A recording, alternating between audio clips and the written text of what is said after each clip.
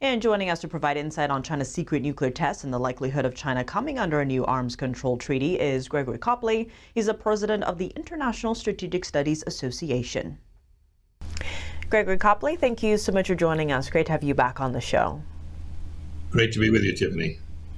Now, the U.S. is accusing China of conducting secret nuclear tests. This was back in 2020. Now, this comes after the New START treaty expired between Russia and the U.S. First, what's your reaction to China's secret tests?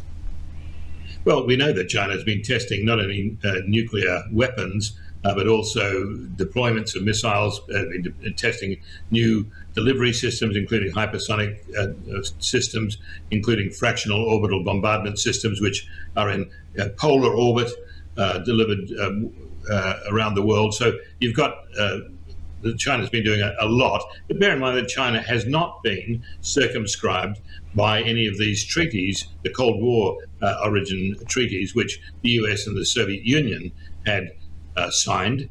So basically, China was out of the loop, and almost deliberately so, under the terms of the New START treaty, which is now coming to an end, which President Obama negotiated with post-Soviet Russia. He did not, and deliberately did not, engage the People's Republic of China in this. So it was as though this New START treaty had circumscribed the options of both post-Soviet Russia and the United States without in any way inhibiting the People's Republic of China. So that was a very, very bad treaty for all concerned, except for the People's Republic of China. And what would it take to bring China to the table for a new treaty? What type of global pressure would be needed for that? Well, I think we are in a good position to see China brought to the table on that, if it matters at all. The fact is that Xi Jinping is in an incredibly difficult position in terms of retaining power personally. He will definitely make accommodations to President Trump, or at least express the willingness to make those accommodations, simply to get the US off his back, not just on nuclear weapons, but also on economic treaties, tariffs and the like, so that he can be given a little breathing space to survive. Without some kind of breathing space from President Trump, he is likely to be fully disrobed, if you like, of all the trappings of power, because in a sense he's lost his power already, but the trappings of power will go, and with that, his opportunity to claw back real power will go, unless he gets President Trump on his side. And to a great degree, he already has President Trump on his side.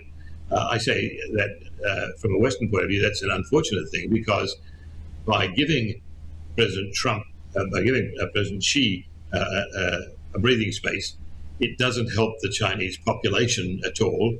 It does minimize to a degree the imminent possibility of a mainland Chinese attack on Taiwan, perhaps, but it just postpones dealing with the real problem, which is the Communist Party of China's continued existence.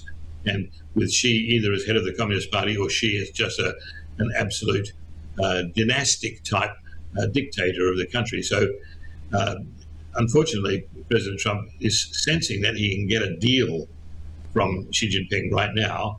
But what's the value of that for the United States? It might be valuable politically for President Trump to say that he has now got a deal with China and a deal with President Putin in Russia.